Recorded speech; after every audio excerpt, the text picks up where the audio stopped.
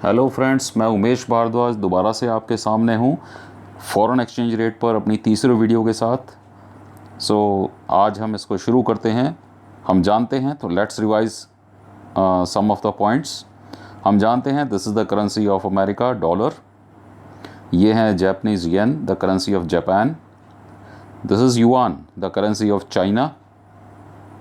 These are the euros, European union की करेंसी है। This is taka, it is the currency of Bangladesh. These are the sterling pounds, England की करेंसी है। और ये करेंसी है भारत की। हम सब भारत के निवासी हैं, तो हम अपने देश की बात करेंगे। ये भारत की करेंसी है, ठीक है। तो ये हमारी डोमेस्टिक करेंसी कहलाएगी। So this is the domestic currency. अगर इन सभी करेंसीज़ में से मैं डोमेस्टिक करेंसीज़ को निकाल दूँ, मैं इसको गायब कर दूँ, गिली गिली छू, आप देखो भारतीय रुपए गायब हो गए, तो मेरे पास कौन सी करेंसी बची? विदेशों की करेंसी, दूसरे देशों की करेंसी। तो इस दूसरे देशों की करेंसी को ही मैं कहता हूँ foreign exchange. So this is foreign exchange, ठीक है। अब फॉरेन एक्सचेंज रेट जो होता है कि एक डोमेस्टिक करेंसी की कितनी यूनिट्स फॉरेन करेंसी की एक यूनिट के बदले खरीदी और बेची जाएंगी। जैसा कि यहाँ पर है, $1 इज़ इक्वल टू 75 रुपीज़। और ये चेंज हो गया है, फॉरेन एक्सचेंज रेट चेंज हो गया है। पहले $1 75 के बराबर था, अब $1 80 हो गया है, यानी फॉरेन एक्सचेंज रेट बढ़ गया है, ठीक है। The price of dollar in Indian rupee has increased. जो फॉरेन एक्सचेंज रेट होता है, price of one currency in terms of other, तो हम कहते हैं $1 का रुपये में जो कीमत है वो बढ़ गई है। पहले $1 खरीदने के लिए हमें 75 रुपये देने पड़ते थे, अब $1 खरीदने के लिए 80 रुपये देने पड़ते हैं। So price has increased. तो इसका मतलब क्या है कि increase in foreign exchange rate. तो अगर फॉरेन एक्सचेंज रेट बढ़ जाता है तो क्या होता है? So in this situation foreign exchange rate, अगर हम यहाँ पर ये जो फॉरेन एक्सचेंज रेट है ये $1 इज इक्वल 75 रुपीज़ है, तो $1 में कितने डॉलर हुए? तो $1 में इट इज़ 1/75 $। तो अब क्योंकि ये $1 80 रुपये हो गया है, इट मीन्स अब है $1, $1 बराबर 1/80 $। Is it clear? So here the value of 1 rupee is equal to 1/75 $। It has increase to 1 rupee is equal to 1/80 $। Okay, तो जब भी आप देखेंगे कि यहाँ पर जो प्राइस है फॉरेन एक्सचेंज का वो बढ़ गया है, लेकिन अगर हम रुपये में वैल्यू देखें तो 1/75 is more then 1/80। It means कि हमारे रुपये, पहले हम 1/75 खरीद पाते थे $1 में, अब उसी $1 में हम 1/80 यानी पहले से कम डॉलर खरीद पा रहे हैं। इट मीन्स कि हमारे रुपये की कीमत कम हो गई है। फॉरेन एक्सचेंज रेट बढ़ गया है यानी डॉलर की कीमत बढ़ गई है, ठीक है। लेकिन अब उसका उल्टा देखें, हमारे रुपए की कीमत, इसका मतलब क्या है, कम हो गई है। तो इसका मतलब क्या हुआ कि जब भी फॉरेन एक्सचेंज रेट बढ़ता है, जब भी फॉरेन एक्सचेंज रेट बढ़ता है तो डोमेस्टिक करेंसी की वैल्यू कम हो जाती है, ठीक है। The value of domestic currency decreases. तो hence with the increase in the exchange rate the value of domestic currencies against foreign currency decreases, ठीक है। इसी तरह जब भी किसी फॉरेन करेंसी की वैल्यू कम होती है, लाइक $1 75 रुपये का था, now $1 is equal to 70 rupees, so foreign exchange rate has been decreased. Okay, अगर हम इसको रुपये की टर्म में नापें तो previously 1 rupee is equal to 1/75 $। Now it is 1 rupee is equal to 1/70 $। So we can see 1/70 $, is more than 1/75। So this is more, okay. 1/70 is more. It means कि जब भी एक्सचेंज रेट कम होता है, जब भी एक्सचेंज रेट कम होता है तो भारतीय रुपये की वैल्यू बढ़ जाती है, ठीक है। So the value of domestic currency increases because of the decrease in the foreign exchange rate. Hence the decrease in foreign exchange rate, with the decrease in foreign exchange rate the value of domestic currency against the foreign currency increases, ठीक है। Now devaluation and depreciation of currency. यहाँ पर जो currency है वो Indian rupee है। Devaluation और depreciation, you can see यहाँ पर बेचारे भारतीय रुपए को डॉलर दबा रहा है। इट मीन्स डिवैल्यूएशन, डेप्रिसिएशन का मतलब है वैल्यू कम हो जाना। डिवैल्यूएशन का मतलब भी कम है, वैल्यू कम हो जाना है, और डेप्रिसिएशन का मतलब भी रुपए की वैल्यू कम हो जाना है। ओके, तो यहाँ पर देखिए रुपया हल्का हो गया, डॉलर भारी हो गया, रुपए की वैल्यू कम हो गई है तराजू में। तो रुपए की वैल्यू कब कम होती है? रुपए की वैल्यू, डिवैल्यूएशन का मतलब भी कम होना है, डेप्रिसिएशन का मतलब भी कम होना है। तो कब ये डिवैल्यूएशन कहलाएगा और कब ये डेप्रिसिएशन कहलाएगा? रिमेंबर, जो डिवैल्यूएशन होता है, ये देखो यहाँ पर हम ये शो किया है $1.75 से $1.80 हो गया है। इट मीन्स रुपए की वैल्यू कम हो गई है। $1 75 था पहले, अब $1 80 का है, यानी रुपए की वैल्यू क्या हो गई है? कम हो गई है। तो रुपए की वैल्यू कम होना डिवैल्यूएशन भी कहलाता है और डेप्रिसिएशन भी कहलाता है। लेकिन फिक्स्ड एक्सचेंज रेट में जहाँ पर रुपए की वैल्यू सरकार कम करती है तो ये कहलाता है डिवैल्यूएशन। जब सरकार खुद जानबूझकर रुपए की वैल्यू कम करती है तो उसे कहते हैं डिवैल्यूएशन। लेकिन फ्लेक्सिबल एक्सचेंज रेट में या फ्लोटिंग एक्सचेंज रेट में जब रुपए की वैल्यू डॉलर की डिमांड या डॉलर की सप्लाई में चेंज आने के कारण कम हो जाती है तो उसे कहा जाता है depreciation of foreign currency. Remember, रुपए की वैल्यू कब कम होगी? जब फॉरेन एक्सचेंज रेट बढ़ जाएगा। Is it clear? ये ध्यान रखना है आपने। So devaluation of domestic currency का मतलब क्या है? If the value of domestic currency, that is Indian rupee, has been deliberately lowered by the government, this is called devaluation. Okay, as I have explained you. So devaluation of domestic currency occurs when the value of domestic currency is deliberately reduced by the government by raising the exchange rate. जब exchange rate raise करके government किसी अपनी domestic currency की value कम कर देती है जानबूझकर, तो इसे कहा जाता है डीवैल्यूएशन। इसमें मार्केट फोर्सेस यानी डिमांड फॉर डॉलर और सप्लाई ऑफ डॉलर, इसका कोई रोल नहीं रहता। डॉलर की डिमांड, डॉलर की सप्लाई यहाँ पर कोई रोल नहीं प्ले करती, क्योंकि ये जो डॉलर की वैल्यू बढ़ी है या डोमेस्टिक करेंसी की वैल्यू कम हुई है, जिसे हम डीवैल्यूएशन कह रहे हैं, ये सरकार के कारण कम हुई है, क्योंकि सरकार ने इसको कम किया है जानबूझकर। ठीक है, तो दैट इज डीवैल्यूएशन। और डेप्रिसिएशन ऑफ डोमेस्टिक करेंसी का मतलब क्या है? तो डेप्रिसिएशन ऑफ डोमेस्टिक करेंसी कब होती है? जब रुपए की वैल्यू डॉलर के मुकाबले कम हो जाए। लेकिन ये किसके कारण कम हो? यहाँ पर सरकार कम नहीं करती, यहाँ पर गवर्नमेंट कम नहीं करती, बल्कि ये डॉलर की डिमांड या डॉलर की सप्लाई में चेंज आने के कारण ऐसा होता है। गवर्नमेंट का इसमें कोई रोल नहीं होता। तो तब इस रुपए की वैल्यू कम होने को हम कहेंगे depreciation of domestic currency. Okay, अब इनका उल्टा है रीवैल्यूएशन और एप्रिसिएशन। डीवैल्यूएशन का उल्टा रीवैल्यूएशन, ठीक है, और डेप्रिसिएशन का उल्टा एप्रिसिएशन। तो इसका मतलब क्या है? रीवैल्यूएशन या एप्रिसिएशन दोनों का मतलब है रुपए की वैल्यू बढ़ जाना, भारतीय रुपए की वैल्यू बढ़ जाना। तो यहाँ पर $1 75 का है, तो रुपए की वैल्यू कब बढ़ेगी? जब एक्सचेंज रेट कम होगा। ठीक है, अब $1 70 का हो गया है। जब सरकार खुद इसको रुपए की वैल्यू को बढ़ा देगी, यानी एक्सचेंज रेट गवर्नमेंट यदि खुद कम करती है, तो इसे रीवैल्यूएशन कहा जाएगा। लेकिन अगर एक्सचेंज रेट कम होता है डॉलर की डिमांड या सप्लाई में चेंज आने के कारण, तो इसे एप्रिसिएशन कहा जाएगा। ठीक है, तो here the value of Indian rupee has been increased against the dollar. Now revaluation of domestic currency. If the value of domestic currency has been deliberately raised by the government, this is called revaluation.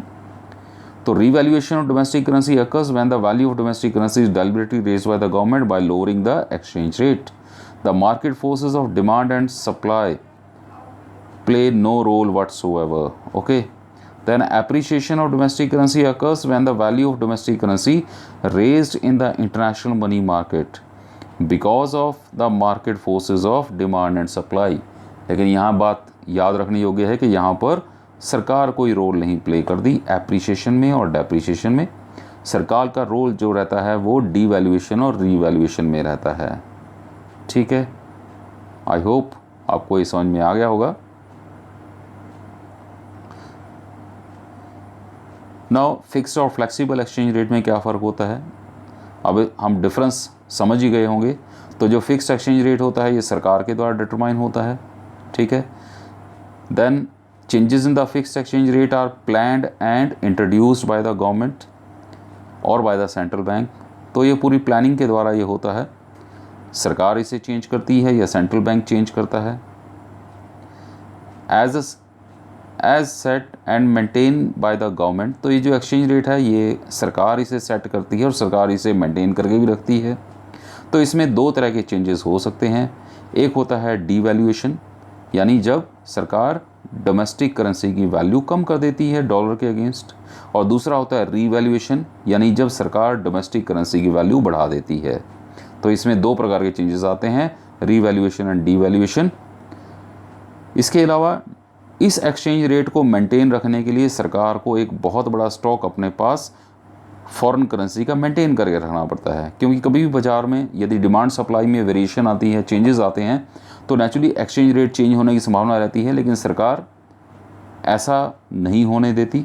सरकार क्योंकि इसको fix रखना चाहती है, तो कई बार उसे extra dollar market में सप्लाई करने पड़ते हैं और कई बार एक्स्ट्रा डॉलर मार्केट से उठाने भी पड़ते हैं, ताकि डिमांड और सप्लाई सेम रहे, एक्सचेंज रेट सेम रहे, जो कि सरकार ने फिक्स किया हुआ है।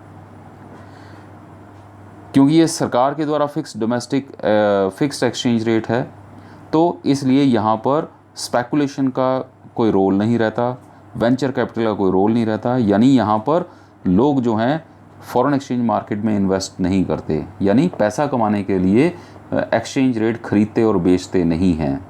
ओके, वेंचर कैपिटल यहाँ पर नहीं होती।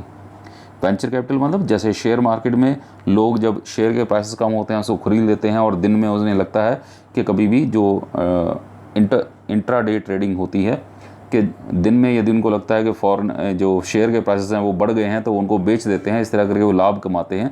That is known as speculation. ऐसे ही लोग स्पेकुलेशन गोल्ड मार्केट में भी करते हैं, और ऐसे ही लोग स्पेकुलेशन फॉरेन एक्सचेंज मार्केट में भी करते हैं। जब डॉलर की कीमत उन्हें लगता है कि कम है, तब उसे वो खरीद लेते हैं, और बाद में यदि डॉलर की कीमत उन्हें लगता है कि अब दिन में ज़्यादा हो गई है, तो उसको वो बेच देते हैं।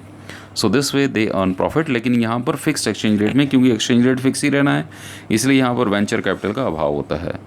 इसका उल्टा फ्लेक्सिबल एक्सचेंज रेट हम जानते ही हैं। फ्लेक्सिबल एक्सचेंज रेट ये मार्केट फोर्सेस यानी डिमांड फॉर डॉलर और सप्लाई ऑफ डॉलर के द्वारा निर्धारित होता है।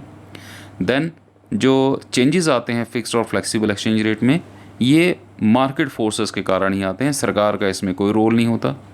सिमिलरली फ्लेक्सिबल एक्सचेंज रेट में दो प्रकार के चेंजेस आ सकते हैं। जब डोमेस्टिक करेंसी की वैल्यू कम हो जाए तो इसे कहा जाता है डेप्रिसिएशन ऑफ डोमेस्टिक करेंसी, और जब डोमेस्टिक करेंसी की वैल्यू बढ़ जाए तो इसे कहा जाएगा एप्रिसिएशन ऑफ डोमेस्टिक करेंसी। ठीक है।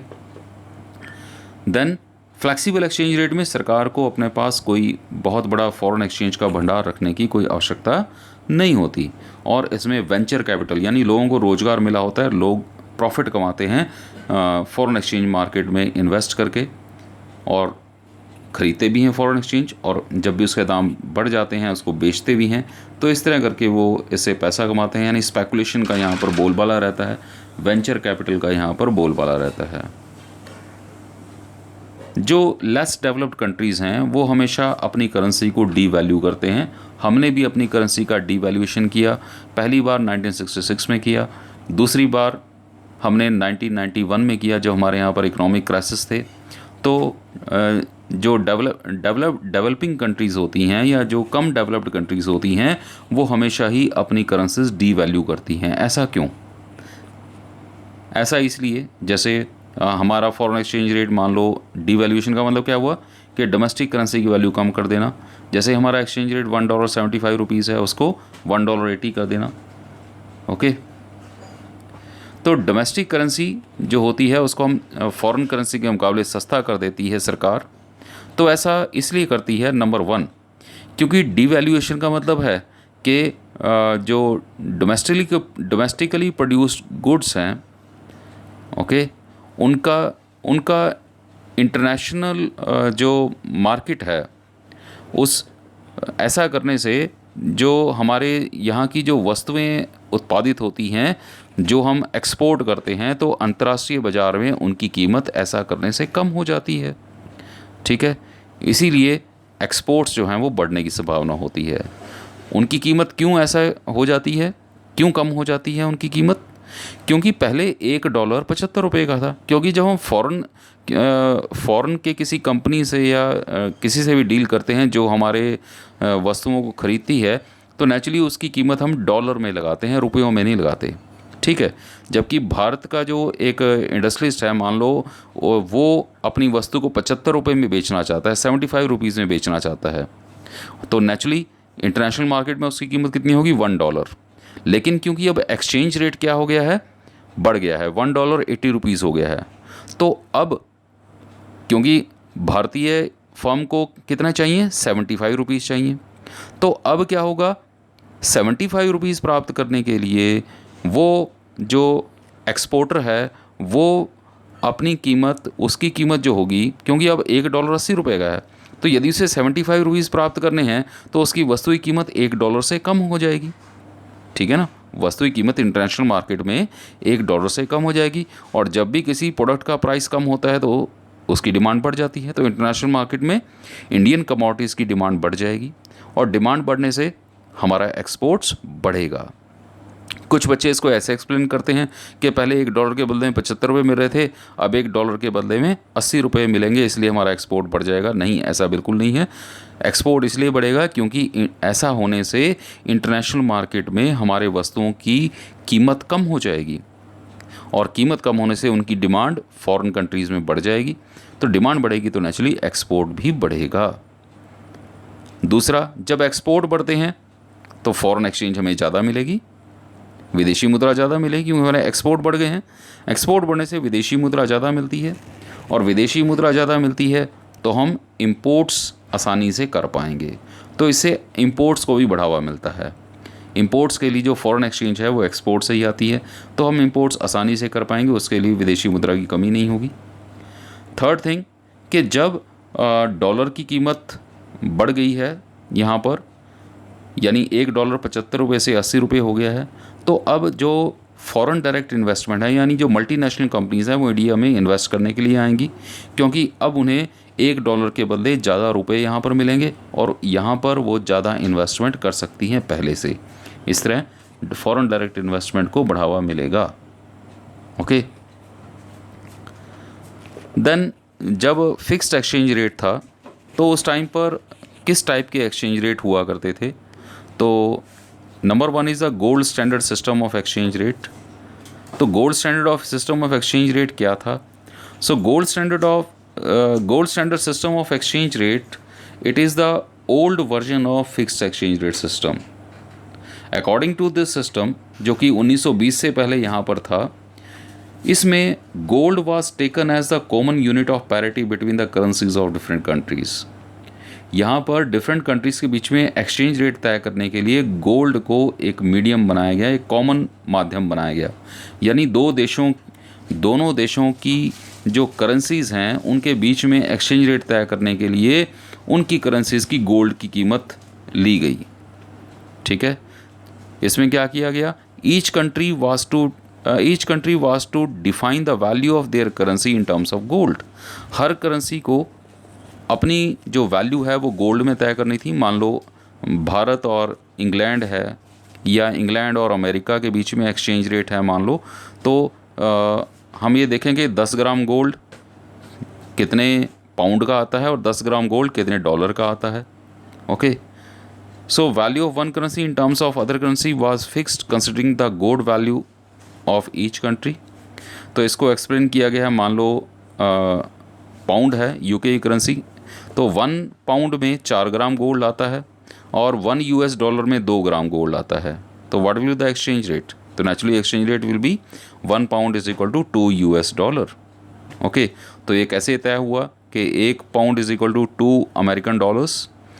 तो ये तय हुआ गोल्ड की कीमत के आधार पर कि 1 पाउंड में कितना गोल्ड आएगा और 1 डॉलर में कितना गोल्ड आता है अमेरिका में। तो 1 पाउंड में इंग्लैंड में 4 ग्राम गोल्ड खरीदा जा सकता है, और अमेरिका में 1 डॉलर में 2 ग्राम गोल्ड खरीदा जा सकता है। तो इस तरह जो करेंसी की वैल्यू तय हुई, it is 1 pound is equal to 2 dollars. Is it clear? So this is the exchange rate. सो ये जो एक्सचेंज रेट है, it is also known as mint par value of exchange rate, okay, और mint parity. Is it clear? तो ये gold के ऊपर आधारित था। एक दूसरा सिस्टम यहाँ पर था जब IMF जो था वो एग्जिस्टेंस में आया 1945। 1944 में ब्रेटन वुड में एक कॉन्फ्रेंस हुई। उसके बाद आईएमएफ बना और आईएमएफ को जिम्मा सौंपा गया कि वो एक्सचेंज रेट तय करे। तो आईएमएफ ने जो फॉर्मूला अडॉप्ट किया दैट एक्सचेंज रेट तय करने के लिए विभिन्न देशों के बीच में, that formula is known as Bretton Woods system of exchange rate. इसको adjustable peg system of exchange rate भी कहा गया, क्योंकि एक्सचेंज रेट ये फिक्स टाइप था लेकिन पूरी तरह फिक्स नहीं था। इसमें देशों को अपने एक्सचेंज रेट चेंज करने की इजाज़त दे दी गई थी, लेकिन with the permission of IMF. जैसे हमने 1966 में अपनी करेंसी को डी वैल्यू किया, लेकिन ये किसकी परमिशन से हुआ? आईएमएफ की परमिशन से। अगर किसी को अपना एक्सचेंज रेट तय करना था तो उसको आईएमएफ की परमिशन लेनी पड़ती थी। ओके, सो ये किस तरह से था? So Bretton Woods system of exchange rate allowed some adjustment, so it was called adjustable peg system of exchange rate. Okay, peg means in relation with, जब भी किसी के साथ कोई हम रिलेशन सेटअप करते हैं that is called the peg. Okay, so different currencies were pegged यानी रिलेट की गई to one currency, यानी दुनिया के सभी देशों की करेंसीज एक करेंसी के साथ उनका रिलेशनशिप सेटअप किया गया और वो करेंसी थी यूएस डॉलर। ठीक है, और US dollar was assigned the gold value at a fix price, और यूएस डॉलर के साथ क्या असाइन किया गया? उसकी गोल्ड वैल्यू, यानी प्रत्येक देश की करेंसी का जो एक्सचेंज रेट था यूएस डॉलर के साथ तय किया गया। किस आधार पर? गोल्ड पैरिटी के आधार पर। कैसे तय किया गया? हम पिछले स्लाइड में हमने देखा कि गोल्ड पैरिटी के आधार पर किस प्रकार से तय किया जाता है। तो प्रत्येक देश, लाइक इंग्लैंड का अमेरिका के साथ एक्सचेंज रेट क्या होगा, सिमिलरली इंडिया का अमेरिका के साथ एक्सचेंज रेट क्या होगा, जापान का अगेन अमेरिका के साथ एक्सचेंज रेट क्या होगा, युआन का डॉलर के साथ एक्सचेंज रेट क्या होगा, येन का डॉलर के साथ एक्सचेंज रेट क्या होगा, रुपीज़ का डॉलर के साथ एक्सचेंज रेट क्या होगा, पाउंड का डॉलर के साथ एक्सचेंज रेट क्या होगा। यानी प्रत्येक करेंसी का जो एक्सचेंज रेट है वो तय किया गया किसके साथ? डॉलर के साथ, अमेरिकन डॉलर के साथ। किस बेस पर? गोल्ड पैरिटी के अकॉर्डिंग, मिंट पैरिटी के according. So value of one currency in terms of US dollar ultimately implied the value of that currency in terms of gold. तो ये गोल्ड के आधार पर तय किया गया। So gold continued to be the ultimate unit of parity between the two currencies. Then adjustment in the parity value of currency was possible but only if allowed by the IMF। International monetary fund यदि allow करता था तो थोड़ी बहुत adjustment possible थी, लेकिन इसके लिए हमें क्या करना पड़ता था? IMF की परमिशन लेनी पड़ती थी। So this system was abandon in 1977। 1977 में ये सिस्टम ख़त्म कर दिया गया और इसकी जगह पर फ्लेक्सिबल एक्सचेंज रेट सिस्टम आ गया। लेकिन अगेन मैं कहूँगा फ्लेक्सिबल एक्सचेंज रेट सिस्टम ये पूरी तरह फ्लेक्सिबल नहीं था। इसमें भी सरकार थोड़ा बहुत हस्तक्षेप करती थी, लेकिन नॉर्मली हस्तक्षेप नहीं करती, बहुत ही एक्सट्रीम इमरजेंसी सिचुएशन में हस्तक्षेप करती है। ठीक है, इसलिए ये पूरी तरह फ्लेक्सिबल या पूरी तरह फ्लोटिंग सिस्टम नहीं है, इसको कहा जाता है मैनेज्ड फ्लोटिंग सिस्टम। ओके, तो ये मैनेज्ड फ्लोटिंग सिस्टम है क्या? Let us see. तो managed floating system, even when the exchange rate is determined by the forces of demand for and supply of dollars at the time, the central bank यानी reserve bank of India, अगर हम अपने देश के संदर्भ में कहें, it intervenes to manage the exchange rate so that it does not slip out of the desired limits.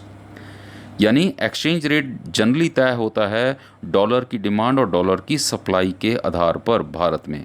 Okay, तो रिज़र्व बैंक ऑफ इंडिया या भारत सरकार, क्योंकि रिज़र्व बैंक ऑफ इंडिया को ये जिम्मा सौंपा गया है कि वो फॉरेन एक्सचेंज रेट को मेंटेन करके रखे, तो रिज़र्व बैंक ऑफ इंडिया इस एक्सचेंज रेट पर नज़र रखता है और जब कभी भी उसे लगता है कि एक्सचेंज रेट या तो ज़रूरत से ज़्यादा बढ़ रहा है या एक लिमिट से ज़्यादा कम हो रहा है, तो फिर वो मार्केट में इंटरफेयर करता है और जो सरप्लस डॉलर हैं या तो उनको मार्केट से उठा लेता है। यदि डॉलर की कमी हो रही है मार्केट में तो वो डॉलर्स की सप्लाई मार्केट में कर भी देता है। ठीक है, it is called managed floating. It may be defined as under managed floating is system of floating exchange rate in which there is occasional intervention by the central bank to influence the float और manage to float. Okay, तो यहाँ पर occasional intervention रहती है, normally interfere नहीं करता reserve bank, बल्कि जब उसे लगता है कि ऐसा करना ज़रूरी है तभी ऐसा करता है। Okay, so how does central bank exercise its influence? तो सेंट्रल बैंक ऐसा कैसे करता है? It is done through sale and purchase of foreign currency. तो मैंने आपको कहा कि कभी भी अगर फॉरेन एक्सचेंज मार्केट में यदि डॉलर डेफिसिट है, यानी उसकी डिमांड ज़्यादा है लेकिन वो उतना नहीं है, तो इस ऐसे केस में क्या होगा, ऐसे केस में फॉरेन एक्सचेंज रेट बढ़ना शुरू हो जाएगा। क्योंकि जब भी किसी चीज़ की डिमांड ज़्यादा होती है, सप्लाई कम होती है, तो उसका प्राइस बढ़ना शुरू हो जाता है, तो एक्सचेंज रेट बढ़ना शुरू हो जाएगा। तो अगर रिजर्व बैंक ऑफ इंडिया को लगता है कि एक्सचेंज रेट बहुत ज़्यादा बढ़ रहा है, तो वो क्या करेगा, मार्केट में डॉलर की सप्लाई कर बढ़ा देगा, यानी मार्केट में डॉलर बेचेगा। तो जब डॉलर बेचेगा तो मार्केट में डॉलर की सप्लाई बढ़ जाएगी, तो इसके कारण क्या होगा, एक्सचेंज रेट स्टेबल हो जाएगा। Is it clear? So when the exchange rate से US dollar need to be reduce, कि जब एक्सचेंज रेट को कम करना हो तो सेंट्रल बैंक क्या करता है, central bank releases the supply of US dollar. जैसा कि मैंने आपको बताया कि सेंट्रल बैंक डॉलर की सप्लाई रिलीज कर देता है। तो other things remain constant, higher supply of US dollar with would lower the price of US dollar. तो इसके कारण जब सप्लाई यूएस डॉलर की बढ़ जाती है तो मार्केट में डॉलर की जो प्राइस होगा, यानी एक्सचेंज रेट होगा, वो कम हो जाएगा। And this would lead to appreciation of domestic currency, यानी डॉलर का प्राइस कम हुआ तो हमारी करेंसी की वैल्यू बढ़ गई, तो इसको कहा जाएगा एप्रिसिएशन ऑफ डोमेस्टिक करेंसी। इसी तरह जब भी रिज़र्व बैंक ऑफ इंडिया को यदि एक्सचेंज रेट बढ़ाना है, तो वो क्या करेगा, central bank increases it's demand for US dollar in foreign exchange market.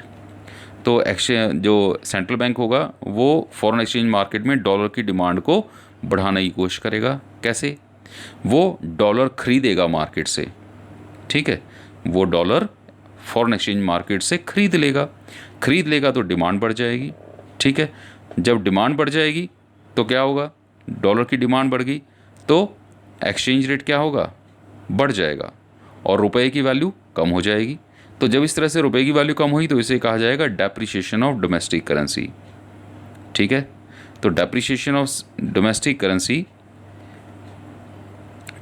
तो इस तरह सेंट्रल बैंक जो होता है कभी परचेज़ भी करता है फॉरेन करेंसी को, कभी सेल भी करता है, लेकिन ये जनरली नहीं करता। ये जब ज़रूरत पड़े, एक लिमिट, अगर लिमिट में रहता है फॉरेन एक्सचेंज रेट, तब ये ऐसा नहीं करता। लेकिन अब जब फॉरेन एक्सचेंज रेट उस लिमिट को पार कर जाता है तब रिज़र्व बैंक ऑफ इंडिया को ऐसा करना पड़ता है। Okay, then is operation of foreign exchange market. तो दो तरह के ऑपरेशन होते हैं फॉरेन एक्सचेंज मार्केट। एक होती है स्पॉट मार्केट। स्पॉट मार्केट होती है कि वो एक्सचेंज रेट जो करंट ट्रांजैक्शंस हैं उनके लिए होता है, ठीक है। जो यदि अभी हम किसी दूसरे देश से कोई वस्तु खरीद रहे हैं या बेच रहे हैं, तो उसकी पेमेंट हमने रिसीव करनी है, पेमेंट प्रदान करनी है, तो उसके लिए जो एक्सचेंज रेट रहता है उसको हम कहते हैं स्पॉट मार्केट एक्सचेंज रेट या spot market. Okay, so in terms of period of transaction, spot market is of daily nature. It does not trade in future deliveries. तो ये डेली नेचर की है कि अभी जो एक्सचेंज रेट चल रहा है, करंट जो ट्रांजेक्शन्स हैं उनके लिए जो एक्सचेंज रेट है, that is called the spot market exchange rate, ठीक है। So the exchange rate which is determined in the spot market is known as spot rate of exchange. The spot rate of exchange or the current rate of exchange is that rate which prevails at the time when transaction is made. तो जब transaction की जा रही है तो उस time पर जो एक्सचेंज रेट है उसे हम कहेंगे spot market exchange rate. Is it clear? दूसरा होता है फॉरवर्ड मार्केट एक्सचेंज रेट। क्योंकि जो मार्केट में कोई भी बिजनेस हो वो उधारी पे चलता है, वस्तुओं की सप्लाई पहले हो जाती है, पेमेंट बाद में होती है, ठीक है। मान लो सप्लाई होनी है, कुछ सप्लाई अगस्त में होनी है, कुछ सप्लाई सितंबर में, कुछ अक्टूबर में, कुछ नवंबर में और दिसंबर तक वो फाइनल सप्लाई होनी है। तो जो सामान हमें मिल रहा है उसके बदले हमने पेमेंट किस दर से करनी है, क्योंकि एक्सचेंज रेट तो चेंज होता ही रहता है, तो पेमेंट हमने किस दर से करनी है, तो ये पहले ही यदि हम तय कर लें, एक्सचेंज रेट मार्केट में चाहे जो मर्जी हो, जो इंपोर्टर है और जो एक्सपोर्टर है ये दोनों बैठकर ये तय कर लें कि हम जो पेमेंट करेंगे वो इस रेट से करेंगे, एक्सचेंज रेट हमारा ये होगा, चाहे मार्केट में जो मर्जी एक्सचेंज रेट हो, तो इसे कहा जाएगा फॉरवर्ड मार्केट एक्सचेंज रेट। तो फॉरवर्ड मार्केट एक्सचेंज रेट जो होता है वो ऐसा एक्सचेंज रेट होता है जो फ्यूचर ट्रांजैक्शंस के लिए पहले से ही तय कर लिया जाता है। ठीक है, so forward market for foreign exchange is that market which handles such transactions of foreign exchange that are meant for future delivery. Okay, such transaction are assigned today. In transactions को आज ही साइन कर लिया जाता है, कोई समझौता हो जाता है कि इस एक्सचेंज रेट पर हम ये पेमेंट करेंगे, तो वो आज ही तय कर लिया जाता है, लेकिन ये सौदा कुछ दिनों बाद के लिए, कुछ महीनों बाद के लिए होता है, but are to be materialised on some future date. जो पेमेंट करनी होती है वो किसी भविष्य में करनी होती है, किसी भविष्य में किसी डेट को करनी होती है, तो उसके लिए एक्सचेंज रेट हम आज ही तय कर लेते हैं किसी न किसी समझौते के तहत, तो उसी को हम कहते हैं। तो ये एक्सचेंज रेट जिस मार्केट में तय होता है that is known as the forward market, और जो ये एक्सचेंज रेट होता है इसे कहते हैं forward market of exchange rate. तो अब दोनों में डिफरेंस क्या है? Number 1 difference, it handles the current transactions. जो spot market it is spot market, forward market मैंने यहाँ पर लिख दिया, it should be spot market. पहले वाला स्पॉट मार्केट है और दूसरे वाला फॉरवर्ड मार्केट एक्सचेंज रेट है। Okay, so first is spot market. तो स्पॉट मार्केट क्या है? It handles the current transactions, जबकि forward market it handles transaction meant for future delivery. तो ये भविष्य की ट्रांजेक्शन के लिए एक्सचेंज रेट होता है। देन स्पॉट मार्केट में the rate of exchange is determined is called the spot market rate, या spot rate market या spot exchange rate भी इसे कहते हैं। इसके अलावा जो एक्सचेंज रेट फॉरवर्ड मार्केट में तय होता है उसे फॉरवर्ड एक्सचेंज रेट भी कहते हैं। ओके, इसे कॉन्ट्रैक्टेड एक्सचेंज रेट भी कहा जाता है। Then spot market exchange rate it does not allow hedging. Hedging मतलब रिस्क को कवर करना। तो फॉरवर्ड मार्केट में रिस्क को कवर किया जाता है, इसलिए पहले से ही एक्सचेंज रेट तय कर लिया जाता है, तो इसको हम हैजिंग भी कहते हैं। ठीक है, तो हैजिंग सिर्फ फॉरवर्ड मार्केट एक्सचेंज रेट में होती है, स्पॉट मार्केट एक्सचेंज रेट में हैजिंग नहीं होती। ठीक है, so it allow hedging. Hedging means avoiding the risk of adverse change in the exchange rate by signing foreign exchange transaction for future delivery. Okay, next question is how the appreciation of domestic currency. Appreciation मतलब जब domestic currency की value बढ़ जाती है। तो domestic currency की value कब बढ़ती है? जब एक्सचेंज रेट कम हो जाता है। ओके, तो जब एक्सचेंज रेट कम हो जाता है तो इससे हमारे एक्सपोर्ट या इंपोर्ट पर प्रभाव क्या पड़ता है? तो appreciation of domestic currency implies that the value of domestic currencies rises. तो डोमेस्टिक करेंसी की जो वैल्यू है वो बढ़ गई है। एप्रिसिएशन का मतलब यही है in relation to foreign currency. ठीक है, इसका मतलब क्या है कि एक्सचेंज रेट क्या हो गया है? कम हो गया है, तभी वैल्यू बढ़ती है डोमेस्टिक करेंसी की। तो इसका मतलब क्या है कि now less rupees are required to buy the dollar. अब पहले से कम डॉलर चाहिए हमें, पहले से कम रुपए चाहिए डॉलर बाय करने के लिए। पहले 75 रुपये एक्सचेंज रेट था, अब 70 रुपये हो गया है डॉलर का। तो इसका मतलब क्या है कि हमारी करेंसी अप्रिशिएट हुई है। This meant that the dollar can buy lesser amount of goods in the domestic economy। इसका मतलब क्या है कि अब $1 से पहले जितनी वस्तुएं नहीं खरीद पाएंगे हम इंडिया में, क्योंकि पहले $1 से हम 75 रुपये की वस्तुएं खरीद पाते थे। Now we can purchase only the goods of 70 rupees in $1। तो इसके कारण क्या होगा? What will happen? तो इसके कारण एक्सपोर्ट्स जो होंगे वो कम होने की संभावना रहेगी, यानी हमारे जो एक्सपोर्ट्स होंगे वो महंगे हो गए। पहले $1 की वस्तुएं परचेज़ करनी थी, तो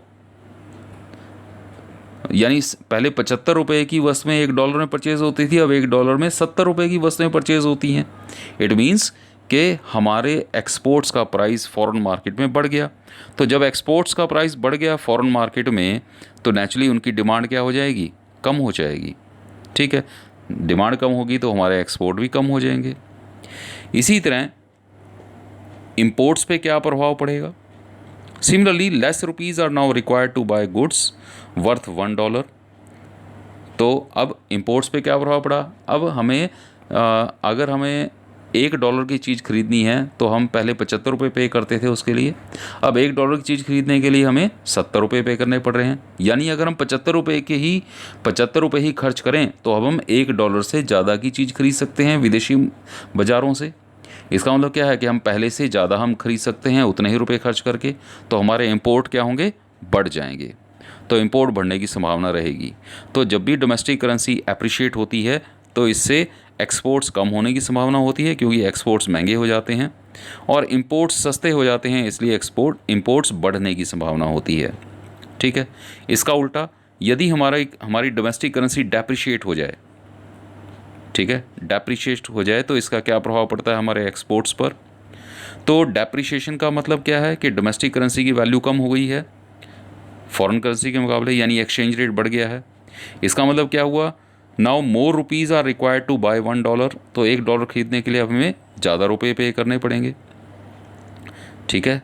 सो $1 can buy more goods in domestic market. इसका मतलब क्या हुआ, अब $1 से डोमेस्टिक मार्केट में ज़्यादा वस्तुएं खरीद सकते हैं, तो इससे हमारे एक्सपोर्ट्स बढ़ने की संभावना रहेगी। ठीक है। So with this we come to the end of this chapter. Thank you very much, thanks for watching, thank you.